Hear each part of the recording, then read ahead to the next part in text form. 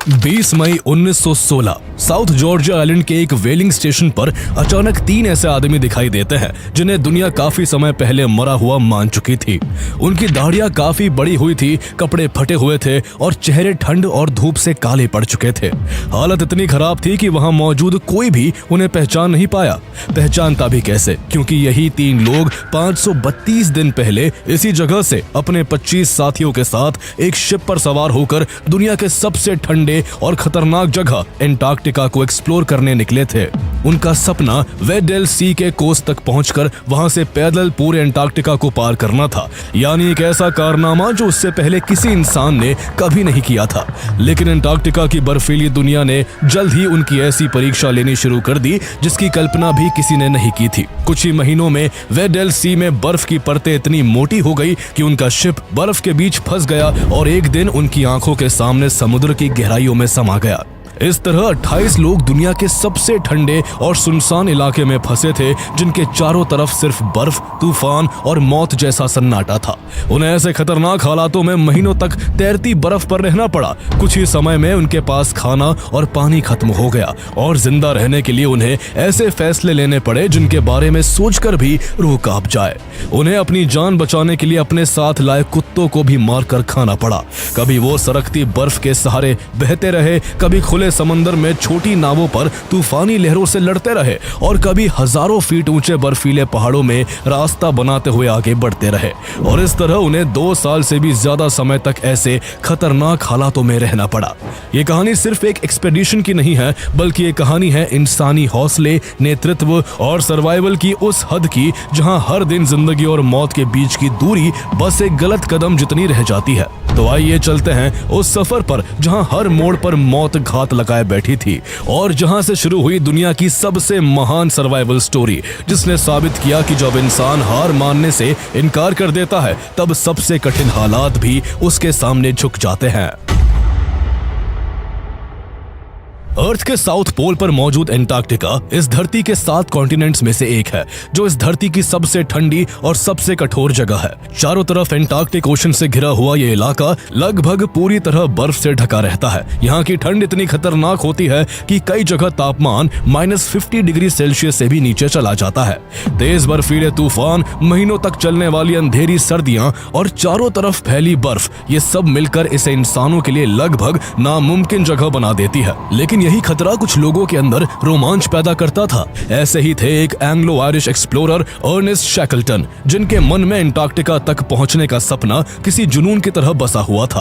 उन्होंने साल 1901 में एंटार्क्टिका पहुंचने की कोशिश की थी, लेकिन बेहद खराब मौसम और मुश्किल हालात की वजह से उन्हें करीब 750 किलोमीटर पहले ही वापस लौटना पड़ा। उन्होंने साल 1907 में भी दोबारा कोशिश की, लेकिन इस बार भी उन्हें एंटार्क्टिका से केवल 150 किलोमीटर पहले वापसी करनी पड़ी। हालांकि ये उस समय का फारदेस्ट साउथ रिकॉर्ड माना गया, जिस वजह से अर्नेस्ट शैकल्टन काफी पॉपुलर हो गए और उन्हें यूनाइटेड किंगडम के किंग एडवर्ड VII द्वारा नाइट की उपाधि से नवाजा गया, जिसके बाद वो सर अर्नेस्ट शैकल्टन कहलाने लगे। लेकिन इतनी शोहरत भी उनके अंदर की बेचैनी को खत्म नहीं कर पाई और एंटार्क्टिका न पहुंच पाने का मलाल उन्हें चैन की नींद नहीं सोने देता था। ऐसे में आखिरकार 1913 में सर अर्नेस्ट शैकल्टन ने फिर से एंटार्क्टिका एक्सपेडिशन का प्लान बनाया, जिसे इंपीरियल ट्रांस एंटार्क्टिक एक्सपेडिशन नाम दिया गया। उन्होंने ऐलान किया कि इस बार वो न केवल एंटार्क्टिका तक पहुंचेंगे, बल्कि वो पूरे एंटार्क्टिका को पैदल चलकर पार करेंगे। उनका प्लान ये था कि उनका शिप पहले साउथ जॉर्जिया आइलैंड पहुंचेगा और फिर वहां से वेडेल सी को पार करते हुए एंटार्क्टिका के कोस्ट पर वेसल बे तक जाएगा, जिसके बाद वो और उनकी टीम पूरे एंटार्क्टिका को साउथ पोल के रास्ते पैदल पार कर रॉस सी तक पहुंचेगी। इसके बाद अर्नेस्ट शैकल्टन ने इस सफर के लिए फंड रेजिंग के जरिए एक नॉर्वेजियन मेड शिप खरीदी, जिसका नाम एंड्योरेंस रखा गया। एंड्योरेंस एक 3 मास्टेड सेलिंग शिप थी, लेकिन उसे स्पीड अप करने के लिए उसमें कोल फायर्ड स्टीम इंजन भी लगाया गया था और ये शिप हल्की पैक आइस के बीच भी रास्ता बना सकता था। इसके बाद शैकल्टन क्रू ढूंढने का काम शुरू करते हैं और न्यूज़पेपर में एक एडवर्टीजमेंट देते हैं जिसकी डिस्क्रिप्शन थी main wanted for hazardous journey. इसमें साफ लिखा था कि महीनों तक भयंकर ठंड, बर्फीले तूफान और अंधेरे का सामना करना होगा और घर वापसी की कोई गारंटी नहीं होगी। लेकिन इतनी खतरनाक शर्तों के बावजूद इस डेंजरस एक्सपेडिशन पर जाने के लिए करीब 5000 एप्लीकेशन आते हैं और इनमें से अर्नेस्ट शैकल्टन केवल 27 को चुनते हैं। उनके चुने क्रू में sellers, carpenters, navy officer, doctors और इंजीनियर शामिल थे। साथ ही इन 27 लोगों में 6 साइंटिस्ट भी थे जो अंटार्कटिका पहुंचकर साइंटिफिक रिसर्च करने वाले थे। लेकिन ये मिशन जितना महान था उतना ही खतरनाक भी था। उस दौर में जीपीएस, सैटेलाइट नेविगेशन या मॉडर्न कम्युनिकेशन कुछ भी नहीं था। दिशा और दूरी का अंदाजा सिर्फ मैप्स और सेक्सटेंट जैसे इंस्ट्रूमेंट से लगाया जाता था। जरा सी गलती उन्हें रास्ता भटकाकर सैकड़ों किलोमीटर गलत दिशा में ले जा सकती थी। इसी बीच दुनिया में वर्ल्ड वॉर 1 भी शुरू हो चुकी थी, लेकिन इसके बावजूद अर्नेस्ट शैकल्टन मिशन से पीछे नहीं हटे। आखिरकार एंड्योरेंस 8 अगस्त 1914 को इंग्लैंड के प्लायमाउथ से रवाना होती है। हालांकि असली यात्रा तब शुरू हुई जब जहाज करीब 3 महीने की यात्रा के बाद साउथ जॉर्जिया आइलैंड पहुंचा। यह अंटार्कटिका से पहले आखिरी ह्यूमन सेटलमेंट था। यहाँ रहने वाले नॉर्वेजियन वेलर्स ने शैकल्टन को चेतावनी दी कि इस साल समुद्री बर्फ पहले से कहीं ज्यादा मोटी और खतरनाक है, इसलिए उन्हें ये एक्सपेडिशन यही रोक देना चाहिए। लेकिन शैकल्टन ने आगे बढ़ने का फैसला किया। इसके बाद 5 दिसंबर 1914 को शिप एंड्योरेंस साउथ जॉर्जिया के व्हेलिंग स्टेशन से तूफानी समुद्रों को चीरती हुई दुनिया के सबसे खतरनाक और रहस्यमय कॉन्टिनेंट अंटार्कटिका की तरफ रवाना हो जाती है। इस शिप पर सर अर्नेस्ट शैकल्टन के अलावा 27 क्रू, 69 कुत्ते और एक बिल्ली सवार थी। इसके अलावा शिप में खाने पीने का सामान, ईंधन, सेफ्टी इंस्ट्रूमेंट और 3 लाइफ बोट्स भी रखे गए थे। कुत्तों को बर्फ पर सामान खींचने के लिए रखा गया था। मिशन की कमान जहां सर अर्नेस्ट शैकल्टन के हाथों में थी, वही Frank wild second in command की भूमिका में थे। जहाज के कैप्टन फ्रैंक वर्सले थे, जबकि एक्सपेडिशन के विजुअल रिकॉर्ड की जिम्मेदारी फोटोग्राफर कैमरामैन फ्रैंक हर्ली पर थी।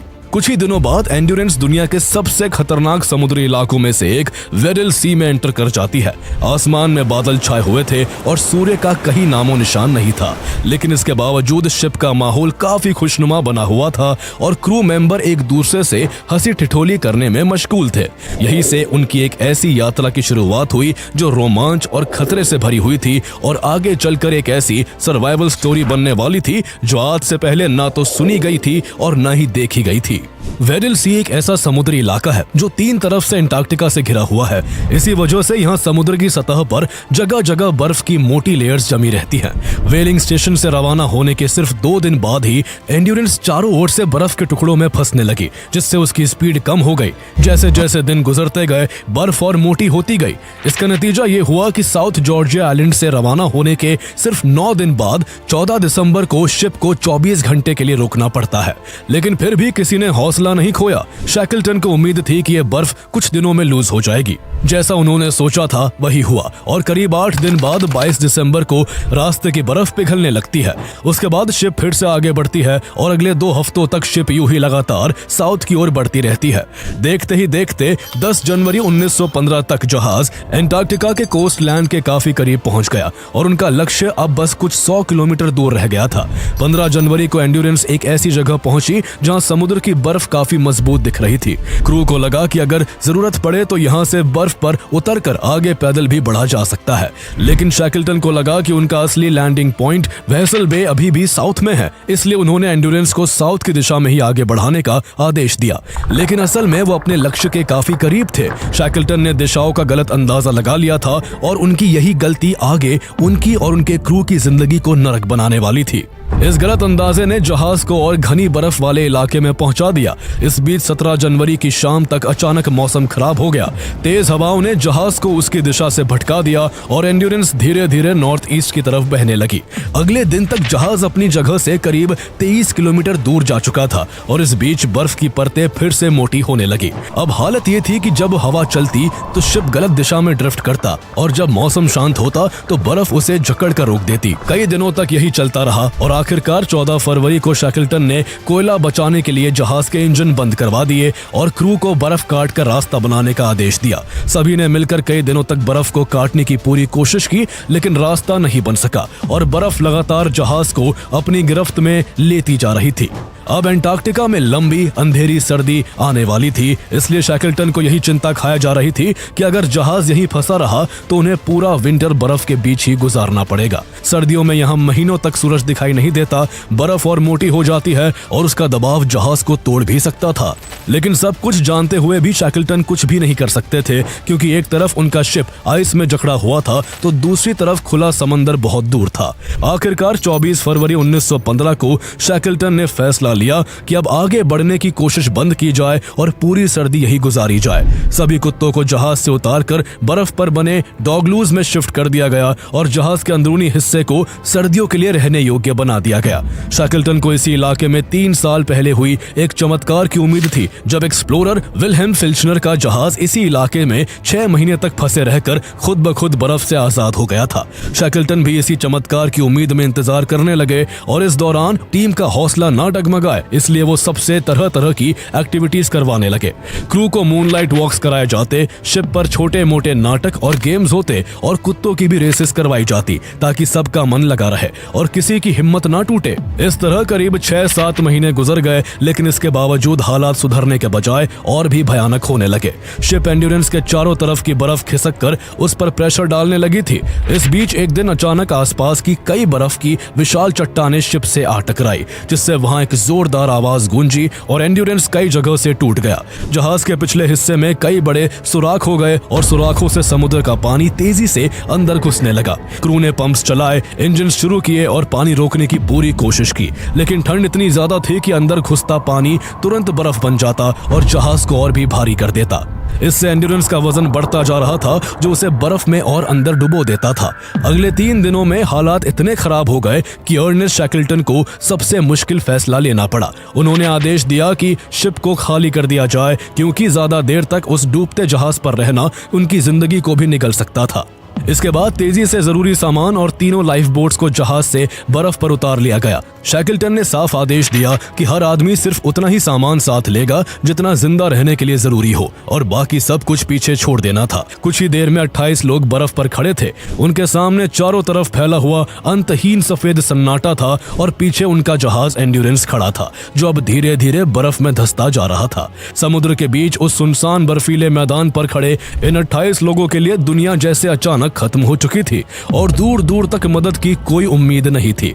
हर तरफ सिर्फ बर्फ थी, तूफानी हवाएं थी और मौत जैसा सन्नाटा था। उसी पल के साथ अर्नेस्ट शैकल्टन का एंटार्क्टिका को पैदल पार करने का सपना भी हमेशा के लिए टूट गया और ये एक्सपेडिशन अब एक्सप्लोरेशन मिशन नहीं बल्कि सर्वाइवल की जंग बन चुका था। शैकल्टन ने जल्दी ही फैसला किया कि अब उन्हें पैदल वेस्ट की ओर बढ़ना होगा और किसी नजदीकी आइलैंड तक पहुंचने की कोशिश करनी होगी। उनके हिसाब से उनकी करंट लोकेशन से करीब 500 किलोमीटर के दायरे में पॉलेट आइलैंड, स्नो हिल आइलैंड और रॉबर्टसन आइलैंड नाम के 3 आइलैंड्स थे। अब प्लान ये था कि अगर इनमें से किसी एक आइलैंड तक पहुंच जाए तो वहां से ग्राहम लैंड को पार कर विल्हेल्मिना बे के वेलिंग स्टेशंस तक मदद के लिए जाया जा सकता था। 30 अक्टूबर 1915 को शैकल्टन ने अपनी टीम को आगे बढ़ने का आदेश दिया, लेकिन हालात उनकी उम्मीद से कहीं ज्यादा मुश्किल थे। 3 दिनों की कड़ी मेहनत के बाद भी वो मुश्किल से केवल 2 मील ही आगे बढ़ पाए। बर्फ के ऊपर लाइफ बोट्स, सामान और कुत्तों को खींचते हुए चलना लगभग नामुमकिन हो रहा था। थक हार कर शैकल्टन को रुकने का फैसला करना पड़ा और उन्होंने क्रू को पास की एक मजबूत तैरती बर्फ पर एक कैंप बनाने को कहा। इसके बाद सभी ने मिलकर बर्फ के बड़े टुकड़ों पर एक कैंप बनाया, जिसे ओशन कैंप नाम दिया गया। वो अभी डूब रही एंड्योरेंस से महज कुछ ही दूरी पर थे, इसलिए वो कभी कभार वहां से जरूरी सामान ले आते थे। लेकिन 21 नवंबर 1915 को आखिरकार वो पल भी आ गया जब एंड्योरेंस पूरी तरह बर्फ के नीचे वेडल सी के गहराइयों में समा गई।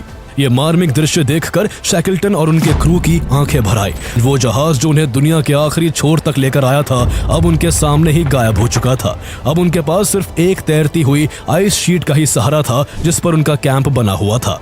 शुरुआत में उस बर्फ के टुकड़े का बहाव इतना धीमा था कि उसका एहसास भी नहीं होता था, लेकिन नवंबर के अंत तक इसकी स्पीड बढ़कर करीब 11 किलोमीटर पर डे की हो चुकी थी। लेकिन फिर भी उन्हें किसी जमीनी इलाके तक पहुंचने में काफी समय लगने वाला था, इसलिए दिसंबर दिसंबर के 4th वीक में फैसला हुआ कि वो अब पैदल पॉलेट आइलैंड की तरफ बढ़ने की कोशिश करेंगे।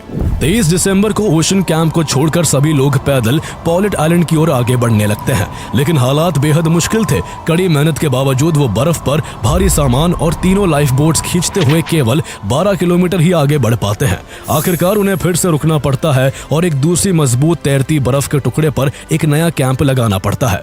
इस बार वो इसे पेशेंस कैंप का नाम देते हैं, लेकिन अब उनके सामने असली मुश्किल शुरू हो चुकी थी। खाने का राशन तेजी से कम हो रहा था। हर आदमी को दिन भर में सिर्फ एक बिस्किट, कुछ कोको और थोड़ी सी हाई फैट मीट पेस्ट मिलती थी।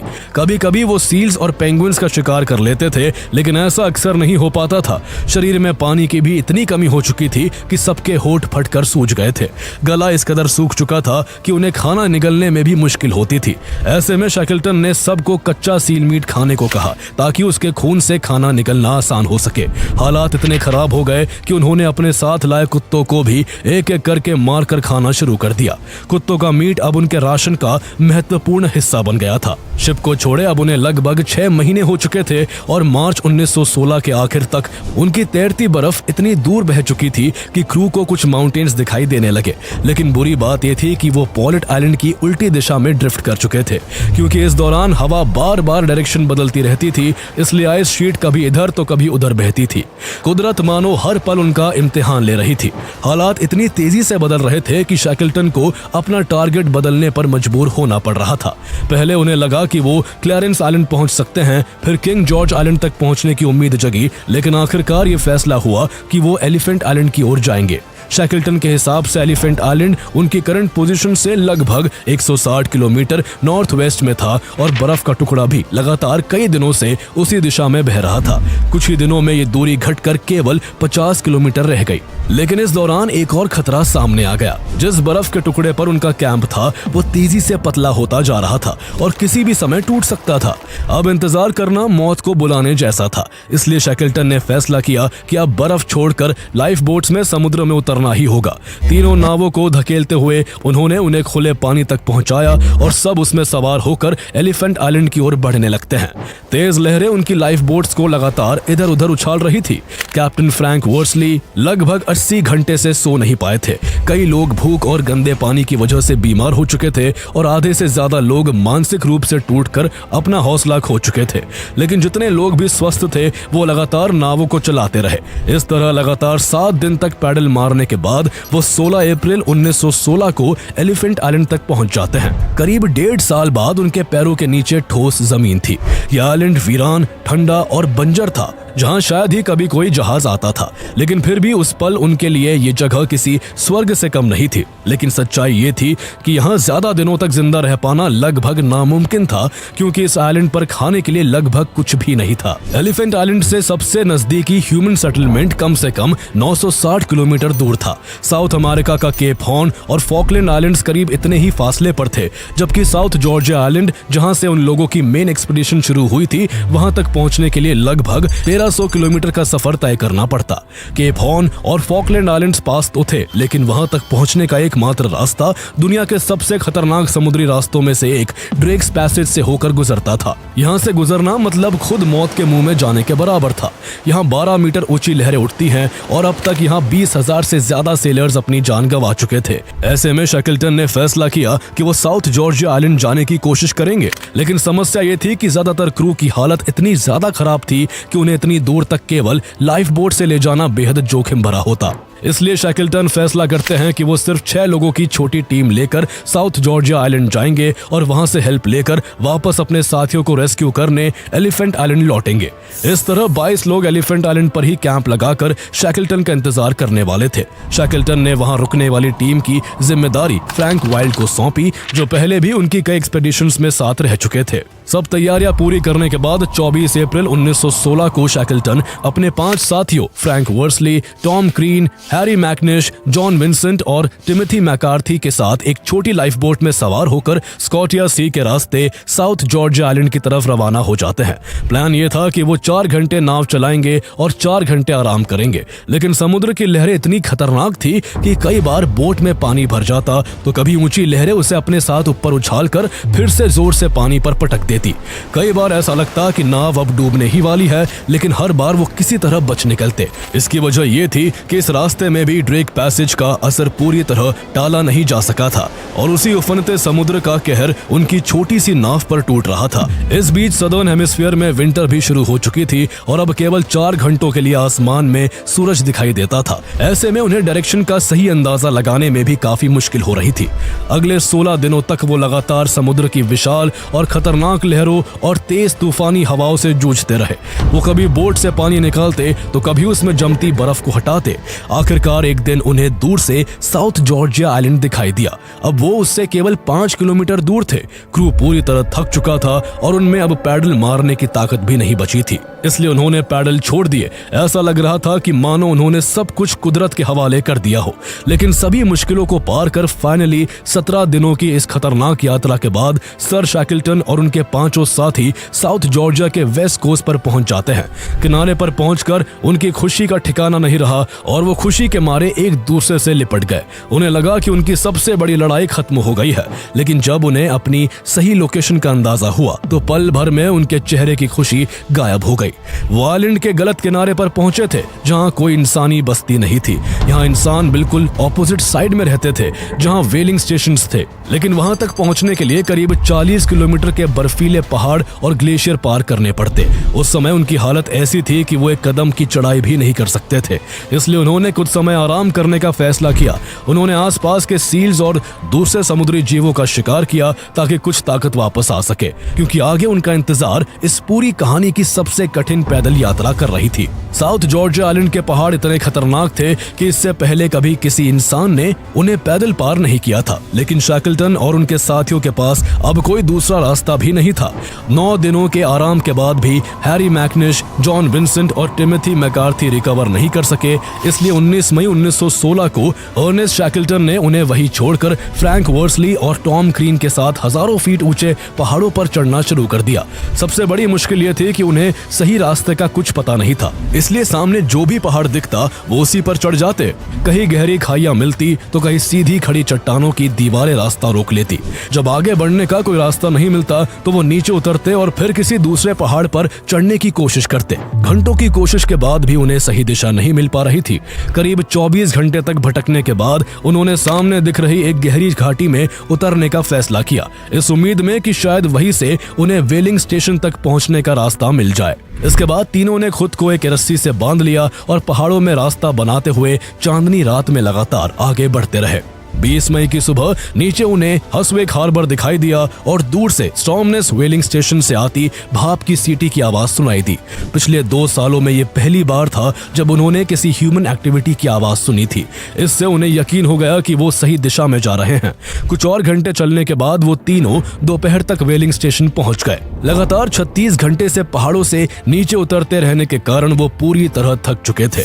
ये वही आइलैंड था जहां से वो 532 दिन पहले एंटार्क्टिका के लिए निकले थे और अब किस्मत उन्हें फिर से वही ले आई थी। लेकिन जब वो व्हेलिंग स्टेशन पहुंचे तो वहां मौजूद कोई भी आदमी उन्हें पहचान नहीं पाया। तीनों की दाढ़ियां काफी बढ़ चुकी थी, चेहरे काले पड़ गए थे और कपड़े बुरी तरह से फट चुके थे। उन्हें देखकर व्हेलिंग स्टेशन के मैनेजर ने हैरानी से पूछा, "Who the hell are you?" तभी अर्नेस्ट शैकल्टन ने धीरे से जवाब दिया, "My name is शैकल्टन।" ये सुनते ही सभी हैरान रह जाते हैं, क्योंकि अब तक दुनिया ये मान चुकी थी कि अर्नेस्ट शैकल्टन और उनकी पूरी टीम मर चुकी है, लेकिन आज उनमें से 3 आदमी उनके सामने जिंदा खड़े थे। इसके बाद व्हेलिंग स्टेशन के मैनेजर ने तीनों को तुरंत खाना दिया, नए कपड़े दिए और सोने के लिए बिस्तर दिया, जिससे इतने लंबे समय बाद उन्हें कुछ आराम मिल सका। भले ही अर्नेस्ट शैकल्टन अपने 2 साथियों के साथ साउथ जॉर्जिया आइलैंड पहुंच चुके थे, लेकिन एलिफेंट आइलैंड पर फंसे 22 क्रू मेंबर्स के बारे में सोचकर उनका दिल बैठ जाता था। उन्हें अपने साथियों को देखे हुए 1 महीने से ज्यादा हो चुका था और उन्हें हर पल यही चिंता सता रही थी कि उनमें से कितने अब तक जिंदा होंगे। शैकल्टन ने सबसे पहले एक व्हेलर भेजकर साउथ जॉर्जिया आइलैंड के दूसरी ओर फंसे अपने 3 साथियों का रेस्क्यू करवाया और इसके बाद उन्होंने एलिफेंट आइलैंड पर फंसे अपने क्रू को बचाने की कोशिश शुरू कर दी। 23 मई 1916 को उन्होंने पहला रेस्क्यू अटेम्प्ट किया और एक व्हेलिंग बोट से एलिफेंट आइलैंड की ओर रवाना हुए, लेकिन समुद्र में फैली घनी सी आइस ने रास्ता रोक दिया और उन्हें वापस लौटना पड़ा। इसके बाद वो फॉकलैंड आइलैंड्स पहुंचे और दूसरी कोशिश की तैयारी करने लगे। 10 जून 1916 को दूसरा रेस्क्यू अटेम्प्ट किया गया, लेकिन इस बार भी बर्फ की दीवारों ने जहाज को आगे नहीं बढ़ने दिया। 12 जुलाई 1916 को उन्होंने तीसरी बार एमा नाम की स्कूनर लेकर एलिफेंट आइलैंड तक पहुंचने की कोशिश की, लेकिन इस बार भी वो असफल रहे। अब तक 3 कोशिशें नाकाम हो चुकी थी, लेकिन शैकल्टन पीछे हटने वालों में से नहीं थे। उन्हें हर हाल में अपने साथियों को रेस्क्यू करना था। इस बार उन्होंने चिली की गवर्नमेंट से मदद मांगी, जिससे उन्हें येल्चो नाम का स्टीम टग मिला। 25 अगस्त 1916 को शैकल्टन चौथी बार उसे लेकर एलिफेंट आइलैंड की ओर निकल पड़े। उधर एलिफेंट आइलैंड पर फ्रैंक वाइल्ड अपने साथियों का हौसला बनाए हुए थे। उन्होंने 2 उल्टी नावों और पत्थरों से एक छोटा सा शेल्टर बना लिया था। जब भी क्रू का हौसला टूटने लगता तो फ्रैंक वाइल्ड एक ही बात कहते, अपना बैग पैक कर लो दोस्तों, बॉस आज आ सकते हैं। लेकिन दिन हफ्तों में और हफ्ते महीनों में बदल गए, लेकिन उनके बॉस नहीं लौटे। इस तरह उन्हें एलिफेंट आइलैंड पर पूरे 4 महीने बीत चुके थे और वो मानने लगे थे कि शायद बोट रास्ते में डूब गई होगी और उनके बॉस अब कभी वापस नहीं आ पाएंगे। नाउम्मीद होकर उन्होंने फैसला किया कि अब लाइफ बोट लेकर खुद किसी आइलैंड की तरफ बढ़ा जाए। लेकिन एलिफेंट आइलैंड छोड़ने के जस्ट पहले 30 अगस्त 1916 को उन्हें अचानक दूर समंदर में एक शिप दिखाई दिया जो उनकी तरफ बढ़ता चला आ रहा था। पहले किसी को यकीन नहीं हुआ, लेकिन कुछ देर बाद साफ दिखने लगा कि वो शिप उनके बॉस अर्नेस्ट शैकल्टन का ही था। कुछ ही घंटों में शैकल्टन अपने साथियों के बीच खड़े थे। वो ये देखकर हैरान थे कि उनके 22 साथी करीब 128 दिनों के बाद भी एक निर्जन और वीरान आइलैंड पर सही सलामत जिंदा थे। सभी की आंखों में खुशी के आंसू थे। कोई एक दूसरे से गले मिल रहा था तो कोई अपने अनुभवों को शेयर कर रहा था। अर्नेस्ट शैकल्टन ने उसी दिन सभी को जहाज पर बैठाया और 3 सितंबर 1916 को वो सब सुरक्षित चिली के पुंता अरीनास पहुंच गए। करीब 2 साल तक बर्फ, तूफान और समुद्र से लड़ने के बाद एक्सपीडिशन आखिरकार खत्म हुई। शैकल्टन 27 लोगों के साथ निकले थे और 27 लोगों को लेकर ही वापस लौटे। करीब 106 साल बाद 2022 में वेडल सी में करीब 10,000 फीट नीचे शिप एंड्योरेंस को भी खोज लिया गया, जिसका मलबा आज भी समंदर में सलामत है। 5 जनवरी 1922 को सर अर्नेस्ट शैकल्टन केवल 47 साल की उम्र में इस दुनिया को अलविदा कह गए। वो अंटार्कटिका को पैदल पार करने निकले थे, लेकिन अपना असली मिशन पूरा नहीं कर सके। फिर भी इतिहास में उनका नाम एक ऐसे लीडर के रूप में दर्ज है जिसने नामुमकिन हालात में भी अपने हर साथी को जिंदा घर वापस पहुंचाया। यही वजह है कि शैकल्टन की ये सर्वाइवल स्टोरी आज भी दुनिया की सबसे महान कहानियों में गिनी जाती है।